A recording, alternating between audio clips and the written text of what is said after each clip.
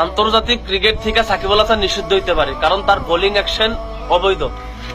সে যে দীর্ঘ 18 বছর তার ক্রিকেট কেরিয়ার, সে কেরিয়ারে এত বছর সে ডিল মেরে আসছে, দিন শেষে ধরা পড়ছে সাকিব আল হাসানের ক্রিকেট অবৈধ, তার বোলিং অ্যাকশন অবৈধ।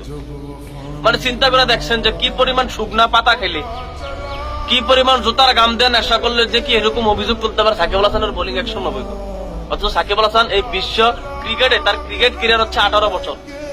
18 বছর পরে সাকিব আল হাসানের শুধু 8 বছরের হচ্ছে সেই বিশ্বসেরা অলরাউন্ডার তালিকা ছিল, 1 নম্বরে ছিল প্রথম 5 বছর।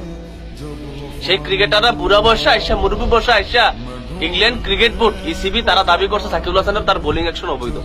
তাকে পরীক্ষার জন্য পাঠাইছে, প্রথম পরীক্ষাতে সাকিব আল হাসান মানে কি করতে পারে না, উত্তীর্ণ হতে পারে নাই।